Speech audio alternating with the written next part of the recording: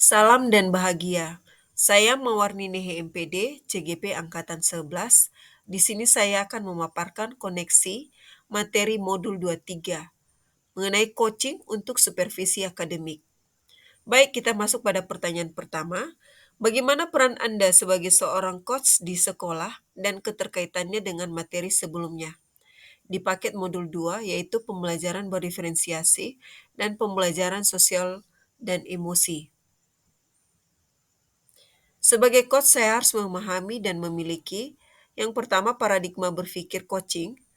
Di dalamnya ada fokus pada coach atau rekan yang akan dikembangkan, bersikap terbuka dan ingin tahu, memiliki kesadaran yang kuat, mampu melihat peluang baru dan masa depan.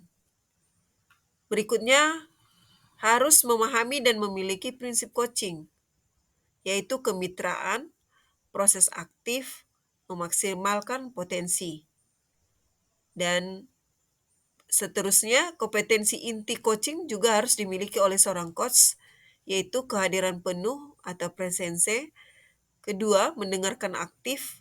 Dan yang ketiga, mengajukan pertanyaan berbobot dengan teknik rasa untuk bisa mengarahkan coach menemukan solusi yang diinginkan.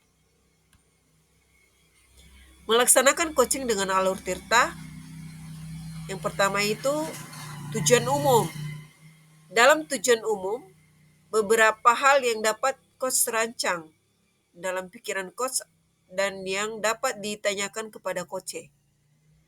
Berikutnya identifikasi. Identifikasi, coach melakukan penggalian dan pemetaan situasi yang sedang dibicarakan dan menghubungkan dengan fakta-fakta yang ada pada saat melakukan coaching.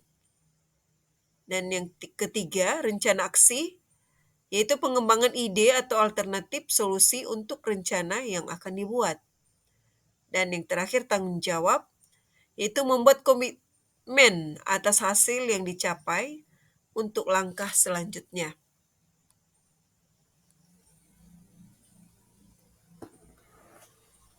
Peran saya sebagai coach kaitannya dalam pembelajaran berdiferensiasi dan kompetensi sosial dan emosional adalah pembelajaran berdiferensiasi adalah pembelajaran yang memperhatikan perbedaan individual murid dalam belajar. Coach dapat membantu rekan sejawat dalam mengembangkan strategi pembelajaran yang berdiferensiasi terintegrasi KSE di dalam pembelajaran tersebut, sesuai dengan kebutuhan murid. Coach dapat memberikan ide dan saran kepada rekan dalam merancang pembelajaran yang sesuai dengan gaya belajar murid dan KSE ada di dalamnya. Ada beberapa pertanyaan dalam proses coaching yang dapat ditanyakan untuk menggali kesiapan guru dalam melaksanakan pembelajaran berdiferensiasi, yaitu apakah konsep materi pembelajaran sudah sesuai dengan kebutuhan dan minat murid? Apakah guru sudah menerapkan pembelajaran yang berbasis IT yang sesuai dengan perkembangan zaman? Pertanyaan berikutnya, bagaimana keterkaitan ketercapaian coaching dengan pengembangan kompetensi sebagai pemimpin pembelajaran? Keduanya ingin meningkatkan performa belajar, pengalaman hidup murid, pembelajaran diri, dan pertumbuhan pribadi murid. Pemahaman tentang coaching ini sangat baik untuk diterapkan guru sebagai penuntun pembelajaran.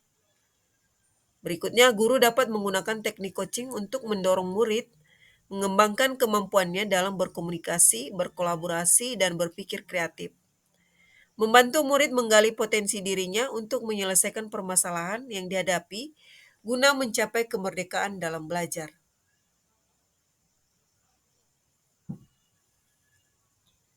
Kita masuk pada bagian A, pemikiran reflektif terkait pengalaman belajar indikator. Ada 5 di sana, pemikiran reflektif yaitu yang pertama pengalaman materi pembelajaran yang baru saja diperoleh.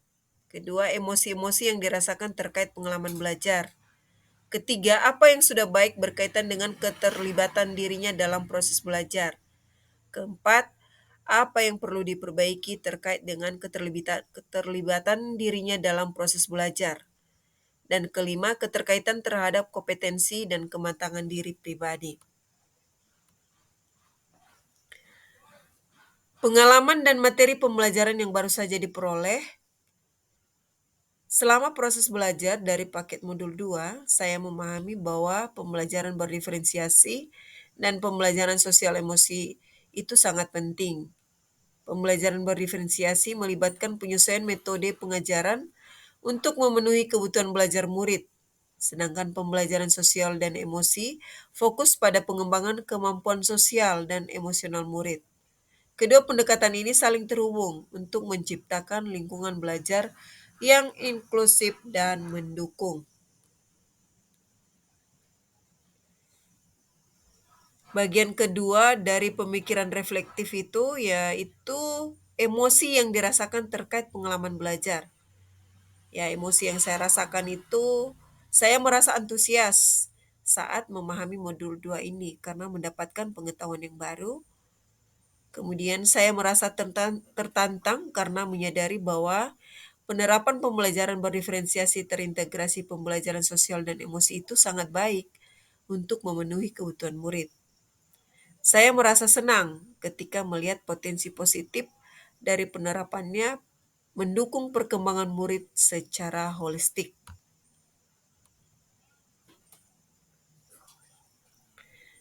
Pertanyaan berikutnya, apa yang sudah baik berkaitan dengan keterlibatan dirinya dalam proses belajar? Saya merasa keterlibatan saya dalam proses belajar cukup baik.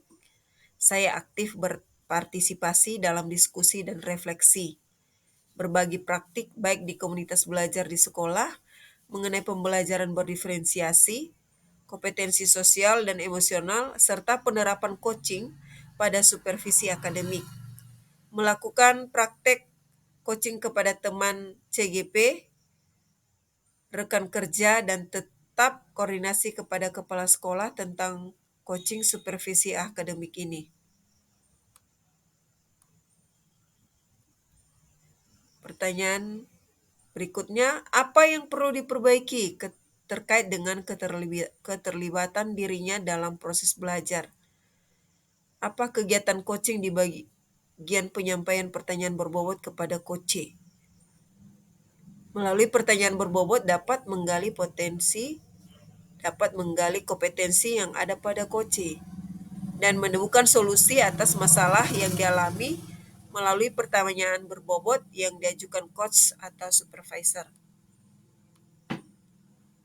Untuk bagian A, pertanyaan terakhir, keterkaitan terhadap kompetensi dan kematangan diri pribadi. Pembelajaran ini sangat relevan dengan pengembangan kompetensi saya sebagai pendidik dan coach. Menguasai keterampilan dalam pembelajaran berdiferensiasi, kompetensi sosial dan emosi dapat membantu saya dalam menemukan solusi masalah pemenuhan kebutuhan belajar dan minat murid, serta menciptakan lingkungan belajar yang lebih inklusif. Selain itu, pembelajaran ini juga mengarahkan saya dalam pengembangan kematangan diri seperti empati, keterampilan komunikasi, dan kepemimpinan. Kita masuk ke bagian B, analisis untuk implementasi dalam konteks CGP. Ada 4 pertanyaan di sana. Pertanyaan pertama, memunculkan pertanyaan kritis yang berhubungan dengan konsep materi dan menggalinya lebih jauh.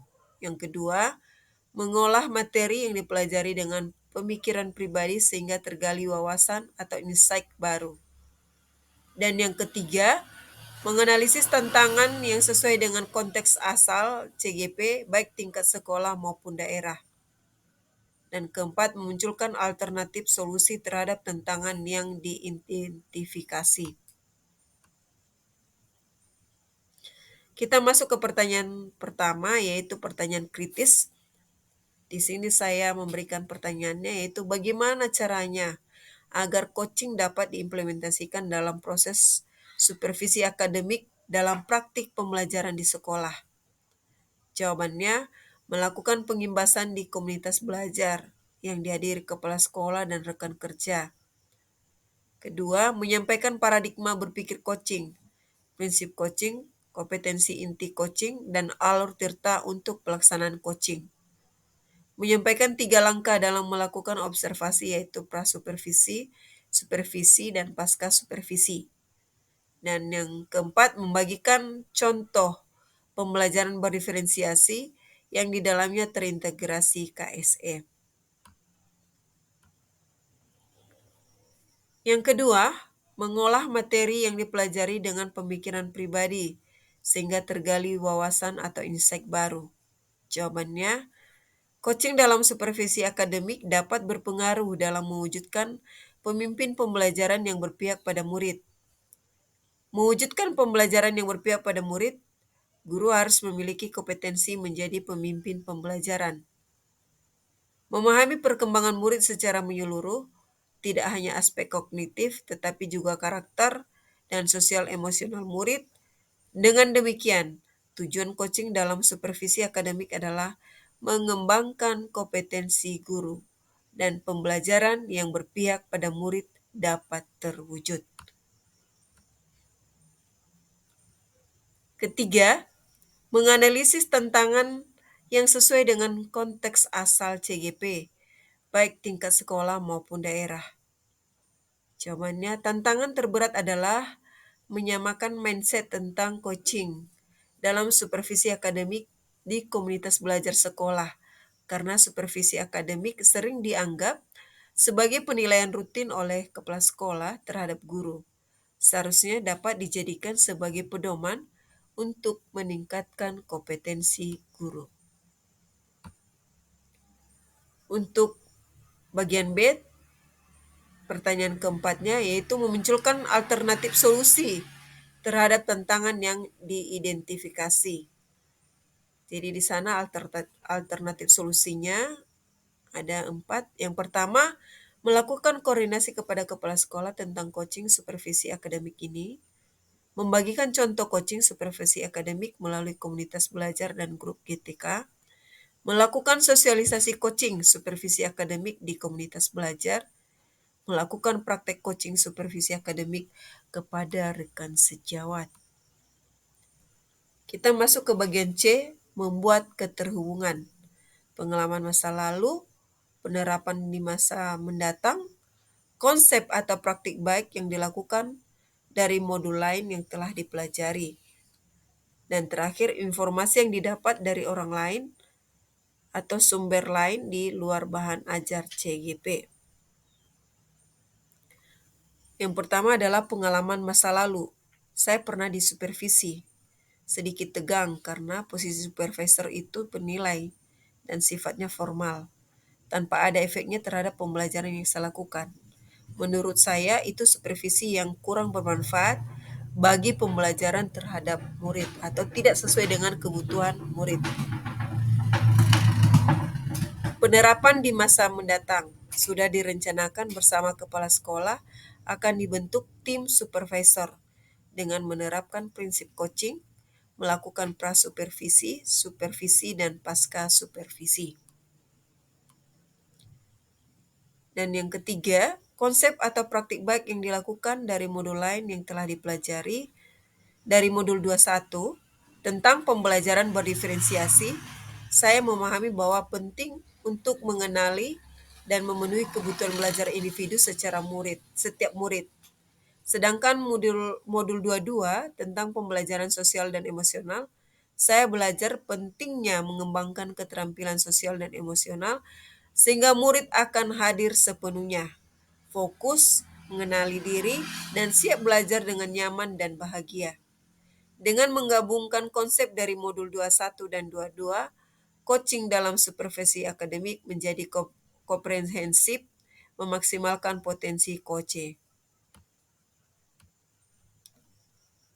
Dan yang terakhir, informasi yang didapat dari orang atau sumber lain di luar bahan ajar CGP atau bahan ajar pendidikan guru penggerak PGP.